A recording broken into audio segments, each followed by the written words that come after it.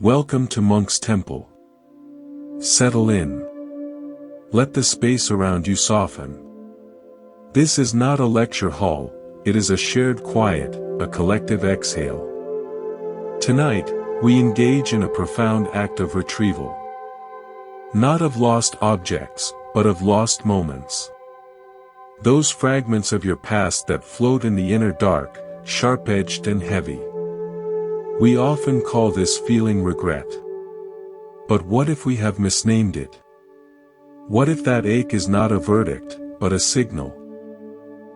A signal pointing not toward a past you must endlessly punish, but toward a wisdom you are ready, finally, to receive. Our journey here is an alchemical one. We will not erase the past. We will learn the art of transmutation, turning the leaden weight of memory into the gold of compassionate understanding. This is the core of the Buddha's teaching on the second noble truth: the origin of suffering is in clinging, yes, but also in our aversion. Our desperate, painful pushing away of what has already happened. To end that suffering, we don't push. We learn to hold it in a new way. Subscribe to Monk's Temple. By joining our community, you affirm your commitment to this transformative practice, turning your listening into a ritual of self-kindness. Let's begin with a story. An entirely new one. In a quiet town, there was a master clockmaker renowned for his perfect timepieces. His workshop was a symphony of meticulous ticks. His greatest pride was a monumental public clock he built for the town square, a masterpiece of gears and chimes. On the day of its unveiling, as the mayor prepared to start the mechanism, the clockmaker, in his nervous excitement, inserted a tiny, crucial pin backwards. He pulled the lever. There was a terrible grinding shriek from inside the tower, then silence. A crucial gear had shattered. The crowd murmured in disappointment. The clockmaker was devastated.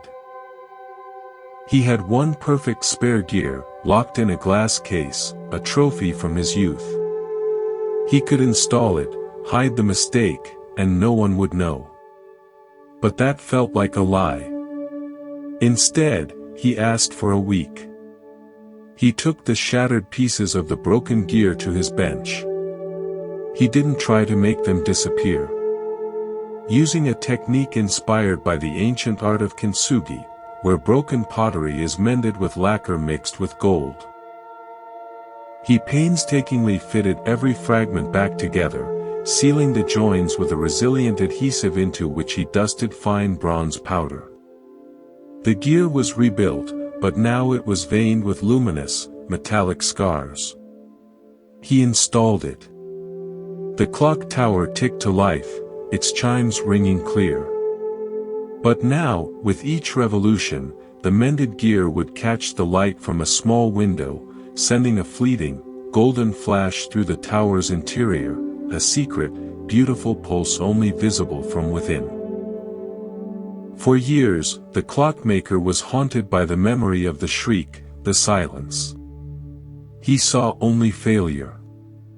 Then, one day, his young apprentice was cleaning inside the tower. He saw the golden flash. Mesmerized, he asked the master about it. The clockmaker, with a heavy heart, told the story of his great mistake. The apprentice listened, then said, "But master, the unbroken gear in the case would have been invisible. This one, it tells a story. It turns the machinery into a lantern." The mistake didn't break the clock.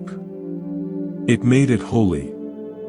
The clockmaker had been trapped in the memory of the breaking. The apprentice saw the artifact of the mending. This is our first psychological insight: memory is not the event. It is the story we tell about the event, told in the dim language of shame. The Buddha's framework guides us here: all phenomena are anicca, impermanent. The shattering was impermanent. The silence was impermanent. Even the shame was impermanent. What remained was the golden-veined gear, turning, functional, transformed. Your regret is the persistent echo of the shriek. Your practice is to learn to see the golden joinery that has formed since, the strength forged at the broken places. We operate under a fundamental misunderstanding. We believe to review the past is to live in it. But true reflection is an act of profound presence. It is to bring the full light of your current awareness, softer, wiser, to bear on the shadowed corners of your history. You are not time traveling. You are illuminating a museum in your own heart, not to grieve, but to understand the exhibits. Each memory is an artifact. Regret is the dusty plaque with a harsh, judgmental description. Our work is to write new plaques, written in the ink of compassion and context. This is where we must understand a core Buddhist principle strategically: karma. It is not fate. The Buddha taught karma as the law of intentional action and its results. The intention, the satana, is the seed. The action and its outcome are the grown plant. When regret consumes you, you are fixated on the twisted, ugly plant, the external consequence. You are crying over the leaves. But the practice, the real freedom, lies in going back to the seed. What was the soil of your mind in that moment? Was it dry with fear? Was it oversaturated with desire? Was it cluttered with the rocks of misunderstanding? By examining the seed and the conditions, you don't justify the plant. You simply learn botany. You become a wiser gardener for the seeds you plant today, now, in this very moment. Let's anchor this with a modern, actionable technique. The next time a memory surfaces, with its familiar sting, I want you to perform a simple, three-part mental maneuver. First, feel the sensation in your body. Locate it. Is it a clamp in the jaw? A hollow in the stomach? A pressure on the chest? Just feel it, without story. This is your anchor in the present.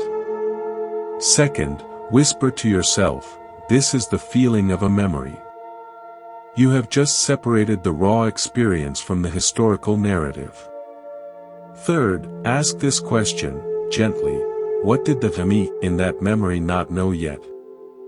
This question is a portal to compassion.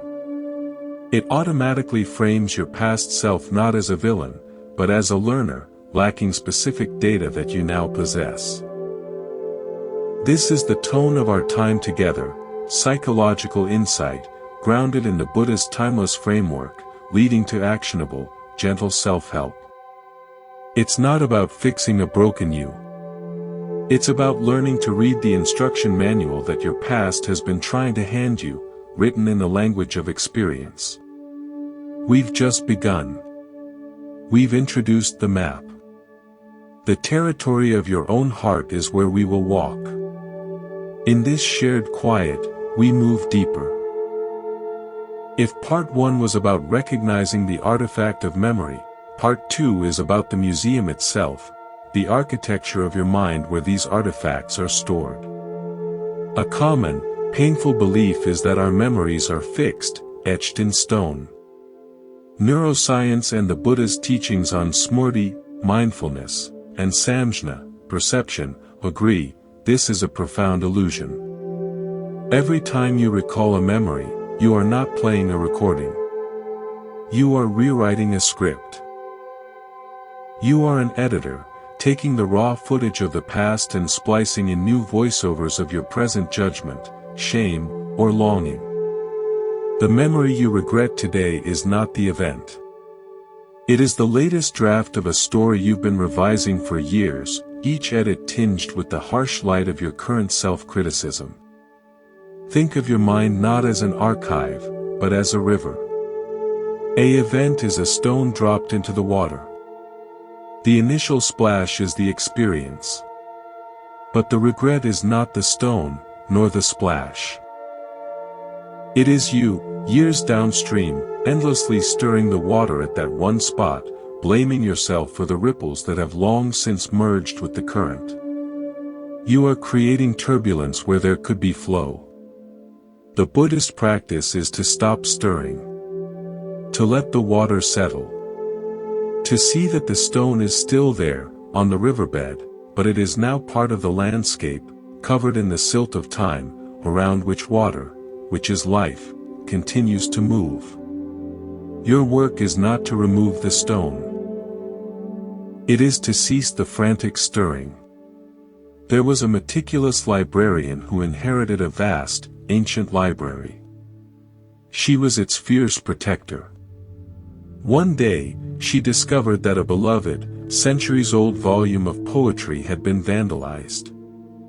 In the margins, next to a particularly poignant verse, a previous visitor had written in harsh, angry ink, "Sentimental nonsense." The librarian was heartbroken. The defacement felt like a violence. Every time she opened the book, her eyes went straight to the angry gloss, and the beautiful verse beneath became unreadable. She tried everything to remove it. Special erasers left smudges. Light solvents threatened the original ink. The harsh comment remained, dominating the page. In despair, she consulted an old bookbinder. He listened, then asked, "What is more important? The pristine paper, or the poetry?" "The poetry," she said. "Then read it to me," he said. "Read the verse aloud." She began to read the poem, her voice stumbling as she approached the vandalized line. "Ignore the margin," the bookbinder said softly. "Read the poet's words only." She did. Her voice found its rhythm. The verse was beautiful. "Now," said the bookbinder, "take a new pen, the finest you have. And in the opposite margin, in your most graceful script, write a new note. Not about the vandal. About the poem. Write what it truly means to you." Tentatively, she did. She wrote a perfect description of the courage in vulnerability. She closed the book. The next time she opened it, her eye was caught by a flicker of movement. It went from the harsh comment, to the verse, and then to her own note. The harsh comment hadn't disappeared. But it was no longer the sole commentary. It was now one opinion in a dialogue. It had lost its tyrannical power. Your memory is that page. The regrettable event is the original text. The regret itself is that first, angry marginal note, written by a part of you in a moment of pain. You have been trying to erase the unerasable, and in doing so, you keep rereading the vandal's words. The practice is to add your own compassionate commentary. To write, in the fresh margin of your present awareness, a note of understanding for the person you were, a note of insight gleaned from the experience. You change the dialogue from a monologue of condemnation to a conversation of learning. This is a psychological strategy rooted in the Buddhist principle of right speech turned inward. The words you use in your internal dialogue are karmic seeds. Are you planting weeds of scorn, or flowers of clarity? This brings us to a powerful modern psychological concept, the counterfactual. It's the mind's compelling, what if, and if only. It is a necessary cognitive tool for planning, but in regret, it becomes a torture device. You are comparing the messy, real reality of what happened to a pristine, imaginary alternative where you were omniscient, perfectly poised, and flawlessly wise. You are holding your past, human self to a standard of a fictional superhero. This is not learning. This is persecution. The Buddha's antidote to this is yathabhutananadasana, seeing things as they actually are. Not as they were, not as they could have been, but as they are in their present moment configuration, which includes the memory as a mental object. You see the, if only, story as just that, a story. A compelling fiction. You feel the sensation it creates. And you come back, again and again, to the breath, to the body, to the actual chair beneath you, the actual sound in the room. You anchor in the isness of now, which gently dissolves the punishing power of the fictional was not. Let's try a brief, guided practice together, right now. Wherever you are, allow your posture to be comfortable but awake. Bring to mind a recent, minor regret. Something that causes a wince, but not a wound. Feel the sensation that arises with it. Now, gently label it, thinking. Now, feel your feet on the floor. The weight, the pressure, the support. Now, listen to the most distant sound you can hear.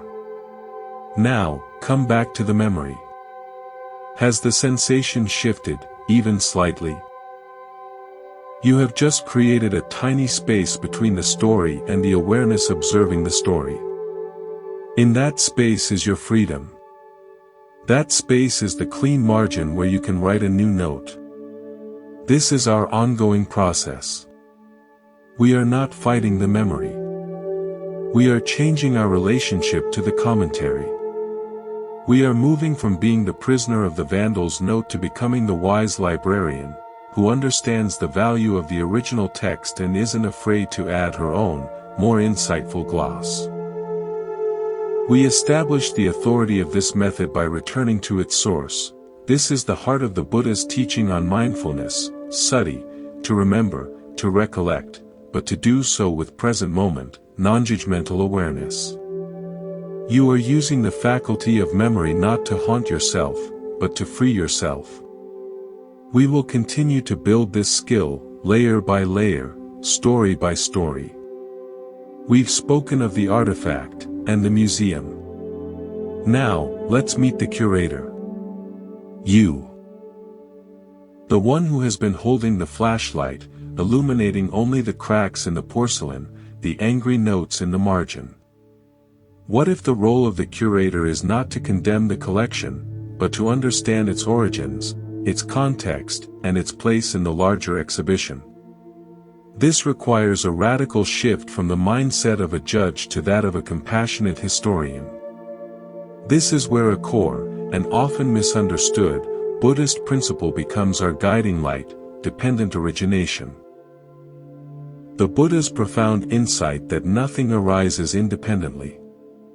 Every thought, every action, every event is a convergence of countless threads, causes and conditions woven together in a vast, shimmering web. When regret has you in its grip, it forces a brutal simplification. It says, I did this. I am responsible for this awful outcome. It plucks a single thread, your apparent agency, and yanks on it, making the whole web shudder with blame. But the compassionate historian, looking at the same event, sees the entire tapestry. They see the conditions of your upbringing that shaped your fears. They see the fatigue in your body that day, the unspoken pressures you were under, the limited information you had at hand, the emotional weather of the other people involved. They see the cultural currents, the biological impulses, the societal scripts all converging at that single point in time, with you as the locus where they manifestly appeared. This is not to erase responsibility, you were the agent, but to frame it within a context of profound humility. You were a responding organism in a vast field of forces. This view, rooted directly in the Buddha's teaching, dissolves the isolation of regret. You are no longer a solitary sinner, but a participant in the intricate, messy dance of conditional existence. In a coastal village, there stood an old, ornate weather vane, a gallant iron rooster atop the town hall. It was proud of its duty, to point true to the wind. One summer, a terrible storm rushed in from an unexpected direction. The weather vane, caught by a ferocious, twisting gust, spun wildly and stuck. For a crucial hour, it pointed east while the storm's true fury came from the north. A fisherman, relying on its signal, set out into hidden danger. He returned safely, but badly shaken. From that day on, the weather vane was consumed by guilt. I failed, it thought. I pointed the wrong way. I am broken and unreliable. It creaked with shame in every breeze, believing its fundamental purpose was corrupted. Years later, a metallurgist came to study the storm's effects. He examined the frozen weather vane. He didn't see a failure. He saw a data point. Fascinating, he murmured. He noted the unique alloy of the rooster, the wear pattern on its bearing, the specific angle of the dent from flying debris. He studied the town's old weather logs. He presented his findings. This weather vane, he told the village, did not fail. It recorded. Its sticking point tells us the exact force and vector of a microburst within that storm, data we never had. This error has given us a blueprint to build warning systems for a type of storm we didn't even know could hit us. The fisherman's journey gave us eyewitness accounts that matched the data. You didn't have a faulty instrument. You had a pioneering witness. The weather vane had interpreted its experience through the narrow lens of a single function, point correctly. But its true value was revealed through the wider lens of having been present. Your past action is not merely a right or wrong arrow. It is a complex recording of a moment in the storm of conditions. Regret asks, why did I point wrong? Wisdom asks, what does the specific way I got stuck teach me about the storms within and without? The shift is from moral condemnation to curious, compassionate investigation. This is the essence of turning memory into practice. Let's make this actionable. Here is a modern protocol, a psychological tool built on the Buddhist foundation of dependent origination. I call it the conditional mapping exercise. Take a sheet of paper. Write the regrettable event in a small circle in the center. Now, draw lines out from that circle like spokes. At the end of each spoke, write a condition that was present. Not an excuse, but a factual condition. Use these categories. Internal weather. What was my emotional state? E.g. anxious, lonely, overwhelmed. Biological terrain. What was my physical state? E.g. tired, hungry, in pain. Historical data. What past experiences were influencing my perception? E.g. a previous betrayal, a deep-seated fear of abandonment. Environmental pressures. What was happening around me? E.g., financial stress, social conflict, time pressure. Knowledge gap. What did I genuinely not know or understand at that time? Fill it out without judgment. You are not building a legal defense. You are creating a topographic map of the moment. You will see, often with startling clarity, that the you in the center was not a free-floating, all-powerful deity making a choice in a vacuum. You were a nexus of influences. This does not absolve, it contextualizes. And from context, compassion naturally sprouts. You can look at that map and say, given that weather, that terrain, that limited map, no wonder I took that path. This is the curator-historian at work. This is seeing with Yathabuttananadasana, seeing things as they actually were. The tone here is crucial. This is not self-help as positive thinking. It is self-help as clear seeing. It is the hard, compassionate work of truth-telling that liberates.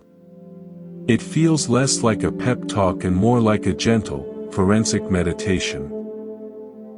You are learning to hold your own history with the same respectful detachment and curiosity a scholar might hold an ancient text, knowing it was written by a human in a specific time and place, with specific tools and limitations.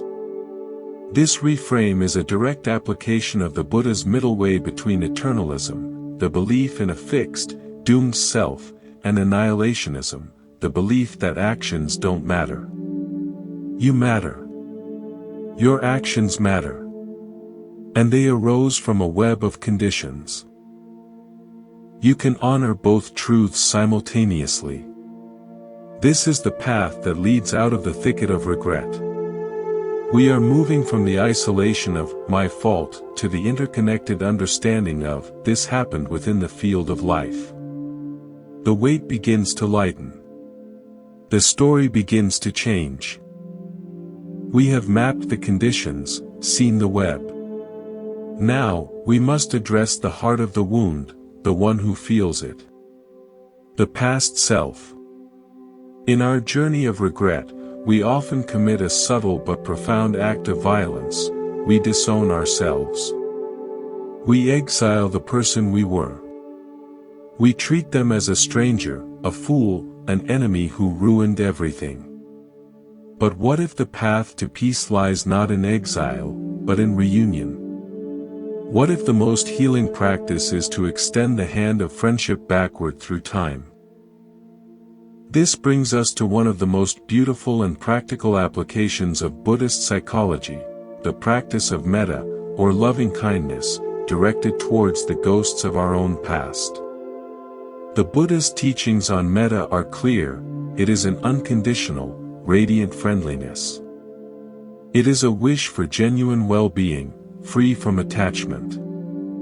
We often practice it for others, for loved ones, for difficult people.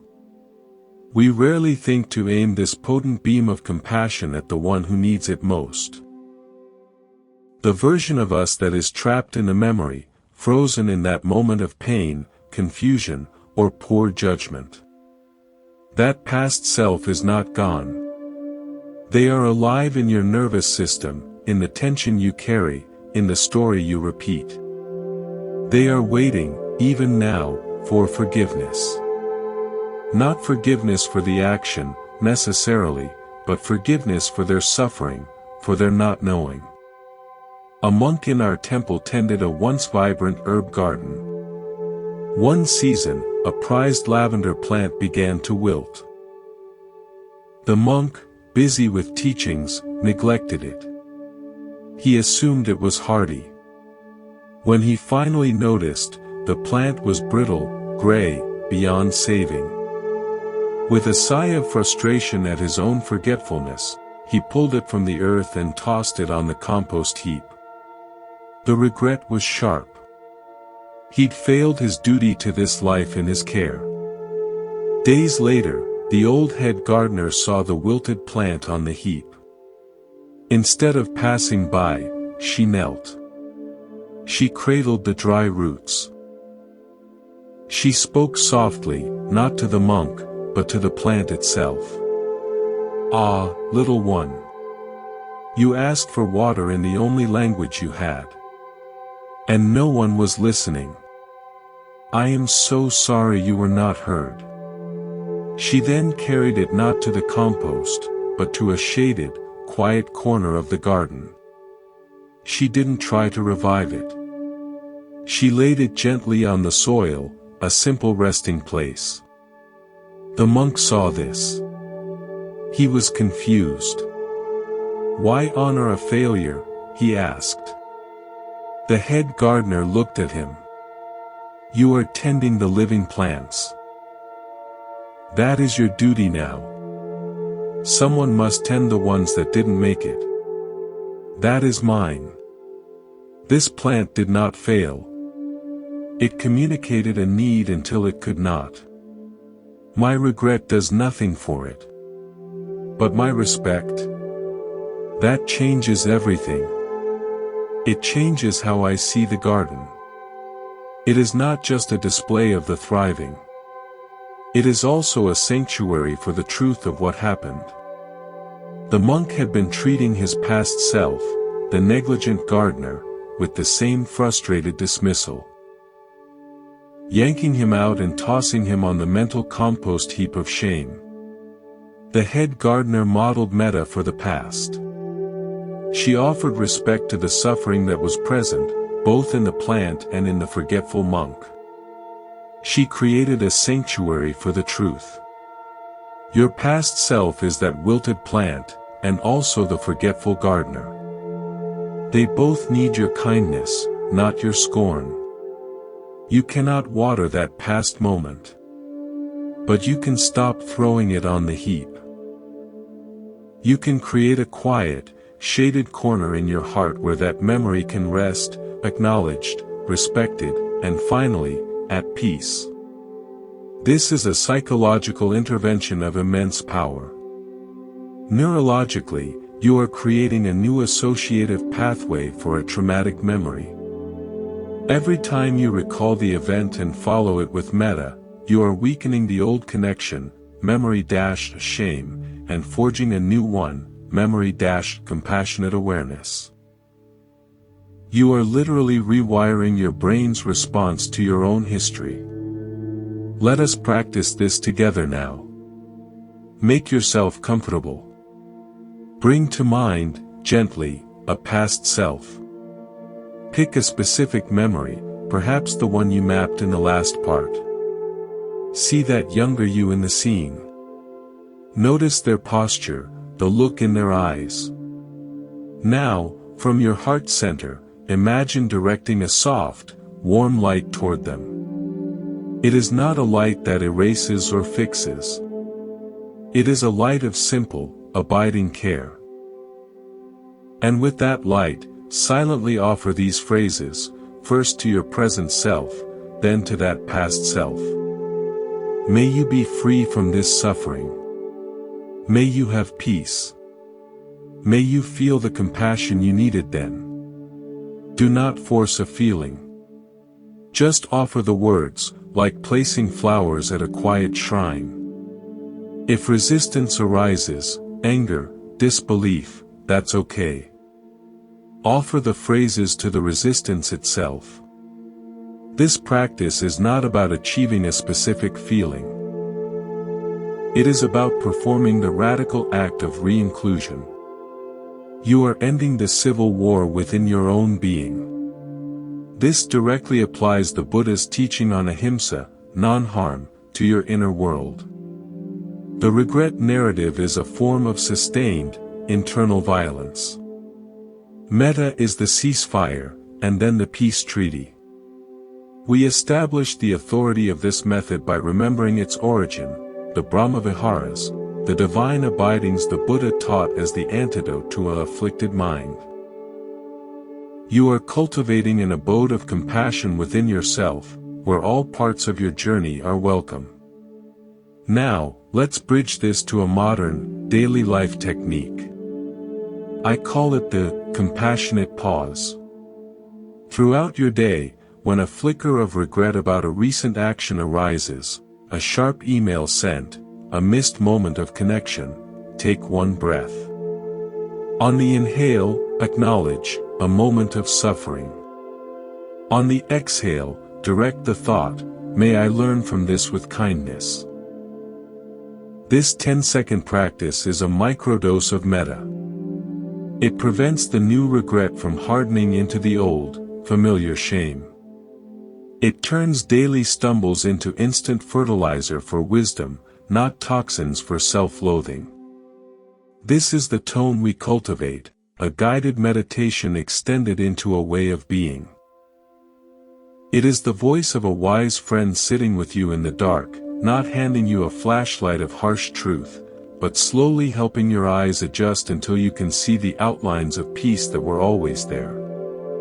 You are learning to be the head gardener of your entire history, tending not with the shears of judgment, but with the water of compassionate respect.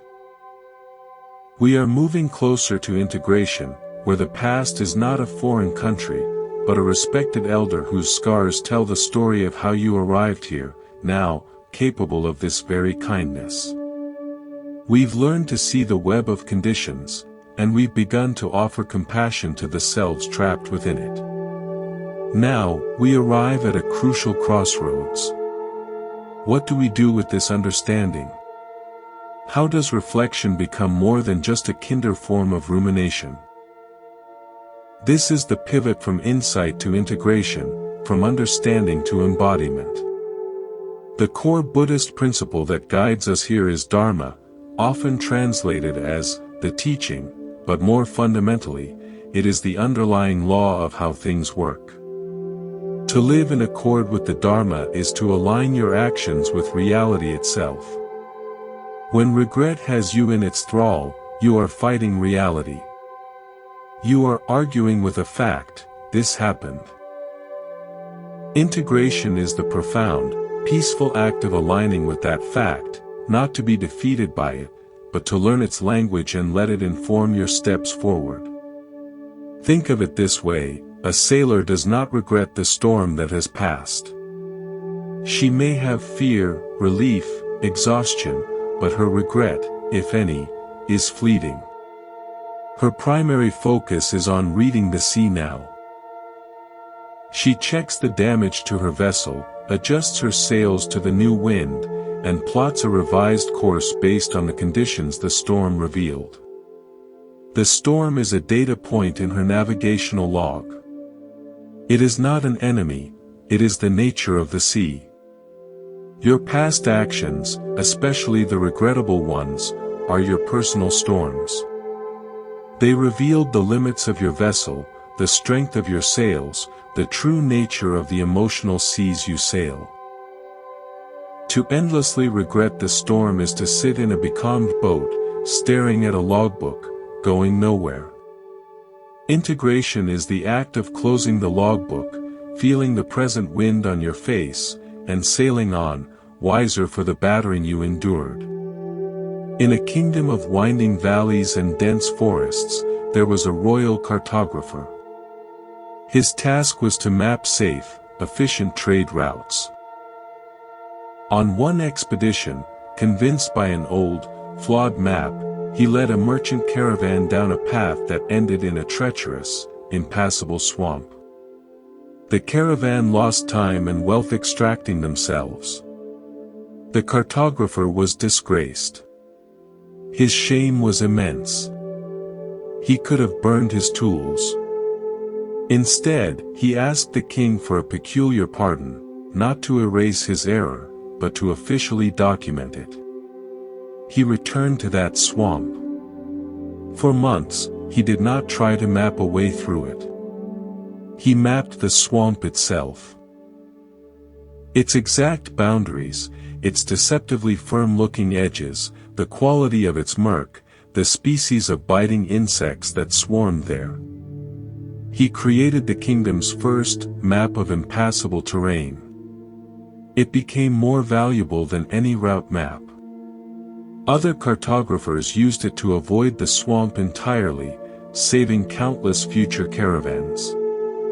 The cartographer's failure became the foundational layer for all future successful journeys. He had turned a dead end into a definitive boundary, which is its own kind of crucial guidance. Your regret is the feeling of being lost in the swamp. Integration is the act of becoming the cartographer of that very swamp. You are not mapping a way out of the past, you are meticulously documenting the terrain of that mistake. What, precisely, were the conditions that led me here? What did it feel like to be stuck? What false landmarks did I follow?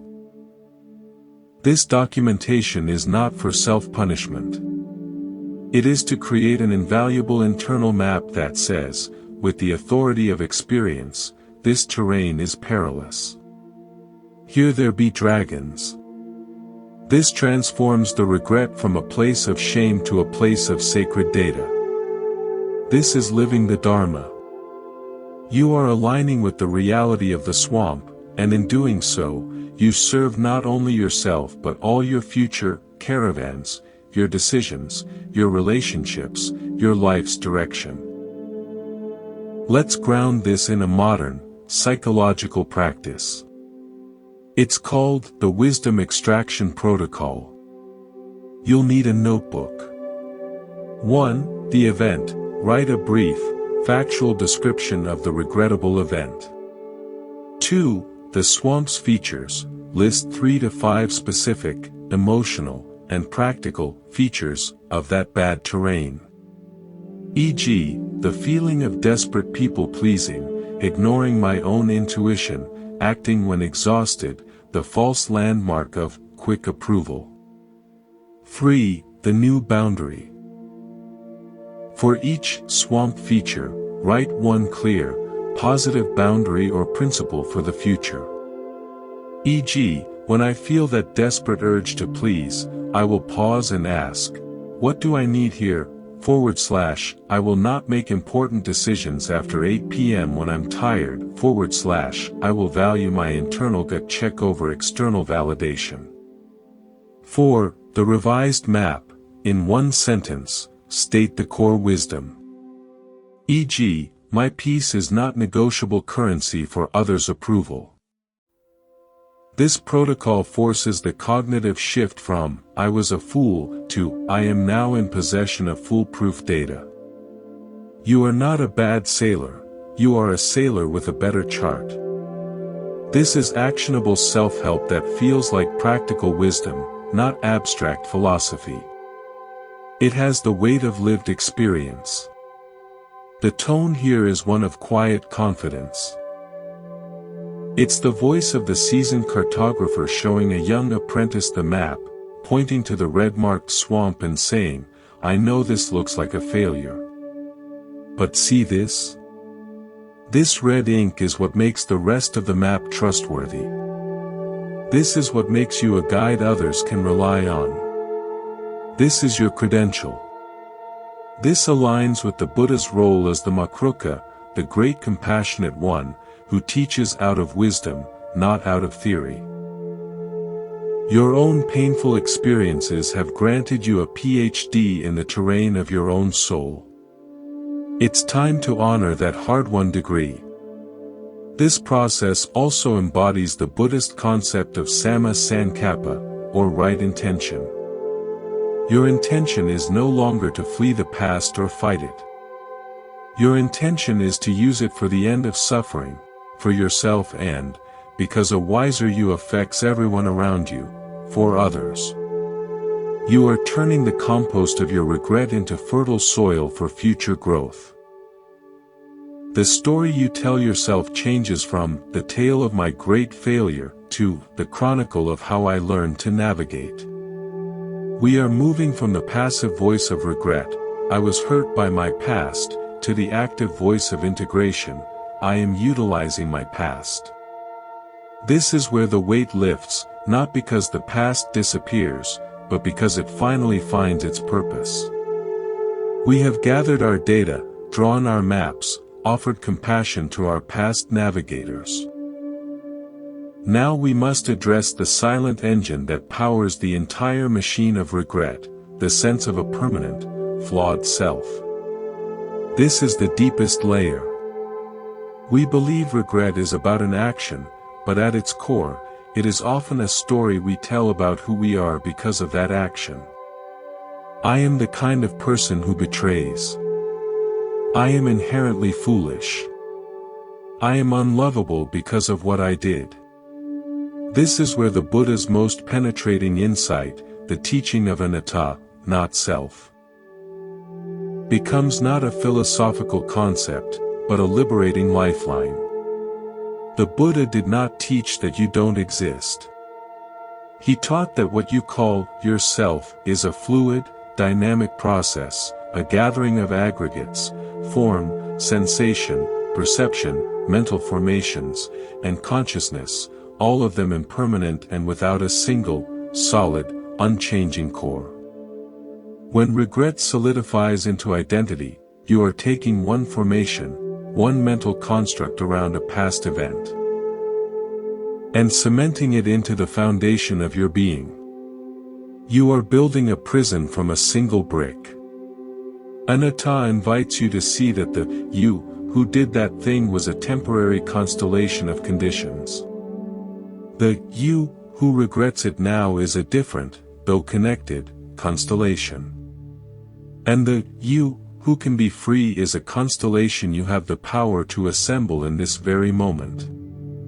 The feeling of a solid, guilty self is the ultimate illusion that regret sells us. Our practice is to see through the sail. A furious, spring-swollen river rushed down a mountain. In its torrent, it tore a large boulder from the bank and carried it crashing downstream, scouring the riverbed, uprooting trees. When the floods receded, the boulder lay lodged in the middle of the now gentle stream. The water had to divide and flow around it. The river, looking at the boulder, felt a deep shame. "Look what I did in my rage," it murmured to the mountains. "I am destructive. I am violent. This boulder is proof of my terrible nature, stuck here for all to see." For years, the river flowed with less joy, its song a guilty whisper around the stone. Seasons passed. Silt, carried by the gentle flow, began to settle against the boulder. Moss spores found a home.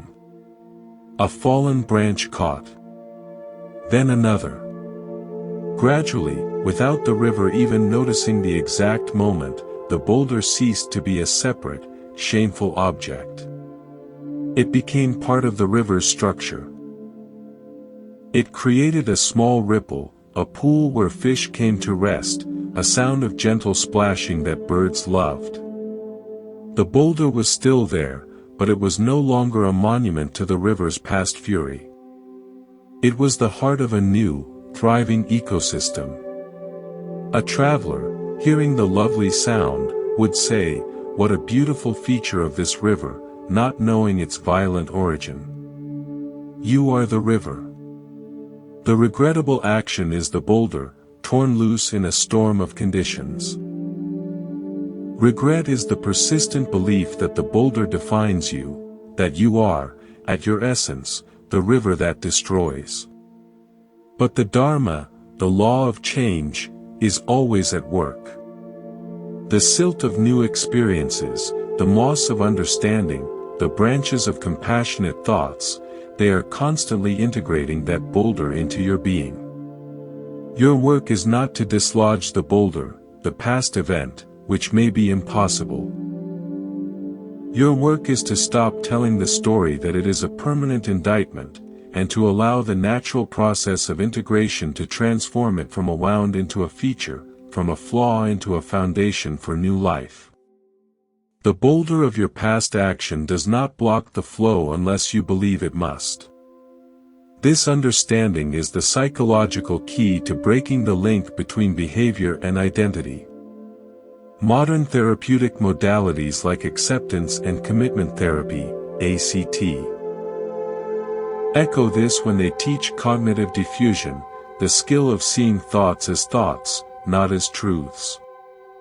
The thought, "I am a failure," is a boulder your mind has placed in the stream. Anatta practice allows you to see, there is the "I am a failure" thought arising. You are the space in which the thought appears, not the thought itself. You are the river, not the boulder. Let's practice this directly. Sit comfortably. Bring to mind the core, painful self-judgment that your biggest regret has spawned. For example, "I am inconsiderate." Feel the weight of that sentence. Now, slowly, playfully, change the phrasing in your mind. Add a prefix, I am having the thought that I am inconsiderate. Feel the slight distance that opens. Now, sing it silently in a silly voice. Now, imagine it written on a leaf floating down the river of your mind. See it come, see it go. You are practicing an ata. You are observing the mental formation of self-view without fusing with it. You are the river watching the leaf. This is not denial. It is the highest form of clarity. It is seeing the thought as a conditioned, impermanent object. This practice, rooted directly in the Buddha's instructions on mindfulness of mind, citta, dismantles the prison one bar at a time. It allows you to hold the memory without being held by it. To make this practical for daily life, employ the label and let flow technique. When a wave of identity-based regret hits, I'm such a screw-up, immediately, gently label it, self-story. Just that. The I'm a screw-up self-story is here. Then, feel your next breath. Imagine that story being carried out on the exhale, not to disappear, but to take its place in the flow of all your other passing thoughts and feelings. You are not fighting the story. You are reclassifying it from fact to passing mental weather. This is how you stop cementing the brick into the prison wall. The tone here is one of light, spacious detachment. It's the voice of the riverbank, observing the river's drama with kindness but without getting swept away. It is the essence of the guided meditation, a gentle, persistent returning to the awareness that is prior to all stories. You are not healing a broken self. You are realizing the self that needs healing is itself a kind of thought, and you are that which is aware of the thought. This is the ultimate safety, the ultimate refuge that the Buddha pointed to within. We are moving from the claustrophobia of a fixed, guilty identity to the liberating spaciousness of being a process, a river, capable of carrying all things without being permanently defined by any one of them. The past action becomes content, not container. You are no longer the portrait, you are the gallery, vast enough to hold every image without collapsing into any single one. We have journeyed through mapping, compassion, integration, and the spacious understanding of not-self. Now, we arrive at the practical ground where all these insights meet your daily life. This is where wisdom becomes walk, not just talk. The Buddha's path is, above all, a path of practice, a series of steps to be taken, not just ideas to be pondered. The core concept here is bhavana, which means development or cultivation. It is the deliberate, gentle cultivation of wholesome mental states. We must now cultivate a new relationship with memory itself, not as a bitter archive, but as a living field for mindful growth. Your past is not a locked room, it is soil. And you are the gardener, present now, deciding what to water. Imagine your awareness as a gentle, consistent sun. A plant of regret, left in the dark, becomes twisted, pale, and invasive. But when you bring the warm, even light of mindful attention to it, something shifts. The plant doesn't vanish, but it changes. It becomes simply a plant, with a shape, a texture, a history. You can study it, understand its needs, and perhaps even appreciate its stubborn will to live. More importantly, under that sun, you can choose to plant new seeds right beside it, seeds of forgiveness, seeds of understanding, seeds of resolve. This is bhavana. You cannot rip out the old growth by force, but you can change the entire garden by consistently, patiently nurturing what you wish to see flourish. In a vast, ancient estate, there was a night watchman tasked with walking the halls. He carried a single lantern. The estate had one particular, long corridor lined with portraits of the family's ancestors, some of whom were said to have committed grave misdeeds. For years, the watchman hated this corridor. As he walked it, his small lantern would cast flickering, fearful shadows from the portraits, making the painted eyes seem to follow him with judgment. He would hurry through, heart pounding, convinced the corridor was haunted by shame. The walk was the worst part of his night. One evening, a new steward joined him. The watchman warned him about the haunted corridor. The steward listened, then asked for the lantern. As they entered the corridor, the steward did not hurry. He stopped before the first dark portrait. He lifted the lantern high, bringing the painting into clear, steady light. He examined the face, the brushstrokes, the dust on the frame. He said, "This one looks weary." He moved to the next, lifting the light again. "This one seems sad." Slowly, methodically, he illuminated each portrait, not with a flickering glance, but with a sustained, curious gaze. The shadows vanished. The faces became just paintings, artifacts of a complex human past. The corridor was no longer a gallery of ghosts, but a gallery of history. "You see," the steward said, "it is not the corridor that is haunted. It is the dim, fearful light we bring to it. Bring a steady light, and you see only what is there. Your memory is that corridor.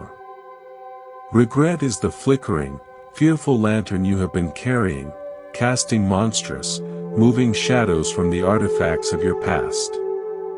The practice of bhavana is the act of becoming the steady steward. You lift the lantern of mindful, compassionate attention. You bring a clear, sustained light to the memory itself. You don't run from it. You illuminate it fully. You see the contours of the event, the humanity of the players, the conditions at play. Under that light, the memory loses its shadowy, haunting power. It becomes a still portrait, a part of your history, yes, but no longer animated by your fear. This is how you cultivate peace. You change the quality of your attention. This is a direct application of the Buddha's teaching on right mindfulness, samma-sati. It is not just awareness, but appropriate awareness, remembering to apply a steady, balanced, and kind attention to the present object, which can include a memory. You are remembering to remember well. Let's translate this into a modern, psychological routine, the steady light journaling practice. Once a week, take 10 minutes. 1. Choose a portrait. Select one specific memory that carries a charge of regret. 2. Steady the light. Write 3 objective, non-judgmental sentences about it. Just facts. This happened. I felt X. They said Y. 3. Illuminate the context. Write one sentence about a condition you now understand was present then, that you didn't fully see at the time. E.g., I was operating from a deep fear of being alone. 4. See the humanity. Write one sentence of compassionate observation about yourself in that moment. E.g., I was doing the best I could from within that fear. 5. Extract the guidance. Write one sentence of forward-looking guidance this illuminated portrait offers. E.g., this shows me that when the fear of loneliness arises, I need to offer myself company, not seek it desperately from others. This is not a diary of suffering. It is a structured ritual of applying a steady light. You are the steward, calmly cataloging the gallery of your experience, transforming hauntings into history. The tone of this practice is one of quiet, dignified agency. It feels like a bedtime story for the soul, where instead of fleeing the dark corridor, you learn to carry a better light. It is the voice of the steady steward saying, "Let's look together, with curiosity, not fear." This is the essence of actionable self-help rooted in Buddhist insight. You are not waiting to be healed. You are learning to hold the light that heals. This practice of bhavana ensures that your insights don't remain abstract. You are actively cultivating a new mental habit each time you sit to journal, each time you pause to breathe and label a self-story, each time you offer metta to a past self. You are building, neuron by neuron, the sanctuary of Monk's Temple within your own mind. We are moving from being a haunted watchman, tormented by the shadows of the past, to becoming a peaceful steward, capable of walking the entire estate of your life with a calm, illuminating presence. The past becomes scenery, not a stalker. Welcome, one last time, to the quiet heart of Monk's Temple. We have journeyed far, from the first sting of memory to the spacious peace of understanding. We have gathered tools, maps, lanterns, compassionate phrases, and steady light. Now, we arrive at the destination that was present all along, the endless beginning of practice. The Buddha's path is not a summit to be reached, but a ground to be walked, one mindful step at a time. The ultimate goal is not a life without regret, but a life where regret, like all passing weather, is met not with panic, but with a profound and skilled openness. It becomes yet another sensation, another thought, another condition to be held in the vast, accepting space of your awareness. This is the culmination of our core concept. Turning memory into practice is not a one-time fix. It is the ongoing art of living awake. It is the commitment to meet your own humanity, past, present, and future, with the same unwavering compassion a wise elder might offer a stumbling child. You are both the elder and the child. You are the river and the boulder. You are the steward and the portrait. This non-dual embrace is the essence of freedom. In the courtyard of Monk's Temple hangs an old bronze bell. When struck, it emits a deep, pure tone that seems to hang in the air for a very long time. A novice once asked the master, "When does the sound of the bell end? Is it when our ears can no longer hear it?" The master did not answer. He struck the bell. Gong. They listened as the clear note filled the space. "Now," said the master, "cup your hands over your ears." The novice did. The audible sound was gone. "Is it finished?" the master asked. The novice nodded. Then the master placed the novice's hand flat on the cool bronze of the bell itself. A subtle, vibrant hum traveled up his bones. "The sound you hear with your ear is the event," the master said. "The silence that follows is your memory of it. But the vibration in the metal, that is the truth of its having happened. It changes the bell forever. You cannot remove the vibration, the change in the metal. Nor should you. That change is the bell's depth, its character. Your regret is the mind's ear, straining to hear a sound that is gone, and calling that silence a failure. But your life is the bell itself, forever resonant with the truth of all that has touched it. Stop listening for the vanished sound. Feel the sacred resonance in your own bones. That is your strength. That is your wisdom. Your past actions are the strike. The regret is the ear straining for the fading noise. But your being, your character, your compassion, your hard-won understanding, is the permanent, subtle, transformative resonance in the bell of your soul. The goal is to shift your attention from the chase of the disappearing sound to the feeling of the living vibration. This is how memory becomes integrated practice. You are no longer haunted by the echo, you are grounded in the resonance. And so, we close not with an ending, but with an invitation to continue. The doors of Monk's Temple remain open within you. Whenever a memory arises, see it as a chance to practice. To map a condition. To offer metta. To shine a steady light. To feel the resonance, not chase the sound. Subscribe to Monk's Temple. Let each new visit be a gentle strike of the bell, a reminder to return to this practice, to this sanctuary of mindful compassion. Let it support you in turning every memory, especially the difficult ones, into part of your wisdom's deep, resonant song. Go in peace. Walk gently. Carry your past not as a burden, but as the very ground you stand upon, rich, resonant, and complete. Thank you for your sacred attention.